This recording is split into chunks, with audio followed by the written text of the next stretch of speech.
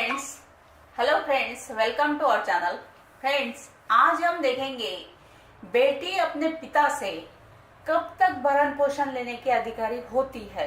इस बारे में पूरी जानकारी हम देखेंगे। फ्रेंड्स, वीडियो अंत तक देखिए, लाइक कमेंट शेयर कीजिए और सब्सक्राइब करना न भूलिए। तो चलिए जानेंगे बेटी अपने पिता से कब तक भरण पोषण ले सकती है। अब बेटी अपने पिता से कब तक भरण पोषण लेने की अधिकारी होती है। अब भारत का कानून समानता पर आधारित है, यानी इक्वल राइट पर आधारित है। शायद ही कोई ऐसा पहलू रहा हो जहां पर भारत के पार्लियामेंट में कोई कानून बनाकर व्यवस्था खड़ी नहीं की गई हो। अब भरण पोषण एक ऐसे व्यक्ति को देना होता है जिस व्यक्ति पर दूसरे लोग आश्रित होते हैं, यानी जिस व्यक्ति पर दूसरे लोग डिपेंड होते हैं। अब दंड प्रक्रिया संहिता यानी CRPC चैप्टर 9 में एक पुरुष पर यह जिम्मेदारी डाली गई है, वे अपने बच्चों, पत्नी तथा आश्रित माता पिता का भरण पोषण करेगा। अब भरण पोषण से संबंधित कानून जैसे कि घरेलू हिंसा अधिनियम यानी कि डोमेस्टिक वायलेंस एक्ट में भी मिलते हैं मेंटेनेंस का प्रोविजन, जहां महिलाओं को भरण पोषण दिलवाने की व्यवस्था की गई है। अब इसी के साथ हिंदू विवाह अधिनियम के अंतर्गत भी, हिंदू मैरिज एक्ट के अंतर्गत भी भरण पोषण के प्रावधान मिलते हैं, जहां पर एक पत्नी अपने पति से भरण पोषण यानी मेंटेनेंस की मांग कर सकती है। साथ ही Hindu adoption and maintenance act के अंतर्गत भी बच्चे अपने पिता से भरण पोषण मांग सकते हैं। अब दंड प्रक्रिया संहिता यानी क्रिमिनल प्रोसीजर कोड के तहत सेक्शन 125 भरण पोषण के मामले में एक प्रसिद्ध सेक्शन है, यानी प्रसिद्ध धारा है। ये कंप्लीट सेक्शन है मेंटेनेंस का। इस धारा के अंतर्गत कोई भी संतान जो अपने पिता पर आश्रित है, जिसने 18 वर्ष की आयु पूरी नहीं की है, यानी वो माइनर है, भरण पोषण प्राप्त करने के अधिकारी है। इस धारा के अंतर्गत केवल संतान ही भरण पोषण प्राप्त करने के अधिकारी नहीं है, बल्कि पत्नी और माता पिता भी इसी सेक्शन के अंतर्गत यानी इसी धारा के अंतर्गत भरण पोषण प्राप्त करने के अधिकारी होते हैं। अब पत्नी उस स्थिति में अपने पति से भरण पोषण प्राप्त करने के अधिकारी होती है, यानी पत्नी अपने पति से मेंटेनेंस मांग सकती है जब वह पति से अलग रह रही होती है। माता पिता भी अपने पुत्र या पुत्री से भरण पोषण प्राप्त करने के अधिकारी होते हैं। अब एक पुत्री भी अपने माता पिता का भरण पोषण करने से बच नहीं सकती है। कानून ने उस पर भी अपने बूढ़े यानी ज्येष्ठ माता पिता का भरण पोषण करने की जिम्मेदारी दी है। अब बच्चों का भरण पोषण एक पिता से अवयस्क बच्चे यानी माइनर जो बच्चे होते हैं, बेटा या बेटी, भरण पोषण प्राप्त करने के अधिकारी होते हैं। अगर कोई पिता भरण पोषण नहीं कर रहा है तब दंड प्रक्रिया संहिता यानी CRPC सेक्शन 125 के अंतर्गत उससे भरण पोषण प्राप्त किया जा सकता है। इसी के साथ Hindu adoption and maintenance act की सेक्शन 20 के अंतर्गत भी बच्चे यानी बेटा या बेटी अपने पिता से भरण पोषण प्राप्त कर सकते हैं। अब कोई भी बेटा जो 18 वर्ष की आयु से कम है यानी माइनर है, अपने पिता से मेंटेनेंस प्राप्त करने का अधिकारी होता है। अब बेटे के मामले में स्थिति बिल्कुल स्पष्ट है। जब तक वह बेटा 18 वर्ष का नहीं है तब तक अपने पिता से भरण पोषण प्राप्त कर सकता है। जैसे ही उसकी उम्र 18 वर्ष की होती है, फिर उसके पास पिता से भरण पोषण प्राप्त करने का अधिकार समाप्त हो जाता है, यानी वो अपने पिता से मेंटेनेंस नहीं ले सकता।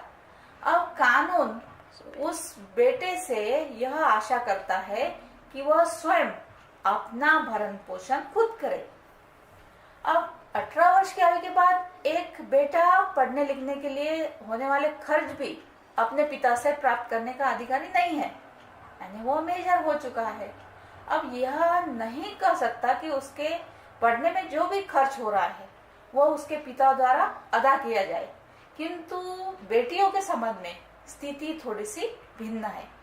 पुत्री बेटियों के मामले में भरण पोषण दंड प्रक्रिया संहिता यानी सीआरपीसी सेक्शन 125 के अंतर्गत जिस भरण पोषण का यानी जिस मेंटेनेंस का उल्लेख किया गया है उस सेक्शन में, वहां पर लड़का और लड़की के बीच किसी प्रकार का भेद नहीं किया गया है। अब दोनों ही लोगों को 18 वर्ष की आयु तक भरण पोषण दिए जाने का उल्लेख मिलता है, यानी 18 वर्ष तक बेटा या बेटी दोनों समान है, दोनों को मेंटेनेंस देना ही है। अब इसके बाद पिता के ऊपर उनका भरण पोषण करने की कोई जिम्मेदारी नहीं है, यानी 18 वर्ष की आयु के बाद अगर दोनों मेजर हो चुके हैं, बेटी या बेटा, 18 वर्ष की आयु के बाद पिता उनका मेंटेनेंस देने के कोई जिम्मेदारी उन पर नहीं रहती है। किंतु Hindu adoption and maintenance act के सेक्शन 20 सब सेक्शन 3 के अंतर्गत एक बगैर शादीशुदा लड़की के मामले में कानून यह कहता है कि अगर वह अपना भरण पोषण करने में समर्थ नहीं है, यानी वो खुद का भरण पोषण नहीं कर सकती, तब उसके पिता की यह जिम्मेदारी होगी कि वे उसका भरण पोषण करे, यानी वो बेटी का भरण पोषण करे। अब भारत के उच्चतम न्यायालय ने अपने एक महत्वपूर्ण निर्णय में, जैसे आशा वर्सेस प्रकाश के नाम से जाना जाता है, ये केस का नाम है फ्रेंड्स, आशा वर्सेस प्रकाश, इस नाम से जाना जाता है, यह बात स्पष्ट किया है ये केस में कि कोई भी अविवाहित लड़की यदि अपना भरण पोषण करने में समर्थ नहीं है, तब वे अपने पिता से अपना भरण पोषण प्राप्त कर सकती है। अब भले ही ऐसी बेटी की आयु 50 वर्ष की क्यों ना हो, फिर भी वे अपने पिता से भरण पोषण प्राप्त करने की अधिकारी होगी। यहाँ पर यह भी देखा जाता है कि कोई महिला किसी कार्य को करने की स्थिति में है या नहीं। अब भारत की पृष्ठभूमि की सारे विश्व से थोड़ी सी भिन्न है। यहाँ महिलाएं घरों में रहती है, अधिकांश महिलाओं को शिक्षा भी नहीं मिल पाती है। ऐसी स्थिति में उनका कामकाज करना मुश्किल होता है। अब कानून में इस प्रावधान को दिए जाने का उद्देश्य यह है कि ऐसी बेटियां जो शादीशुदा नहीं है, कोई भी काम नहीं करती है, तब उन बेटियों का भरण पोषण उनके पिता से करवाया जाए। अगर पिता नहीं है, तब ऐसी स्थिति में वह लड़की, वह बेटी कहीं से भी भरण पोषण प्राप्त करने के अधिकारी नहीं है। ऐसा कतई नहीं हो सकता कि वह बेटी अपने भाइयों से भरण पोषण प्राप्त करने हेतु न्यायालय के समक्ष किसी प्रकार का कोई वाद लाए। भरण पोषण की जिम्मेदारी केवल पिता की होती है।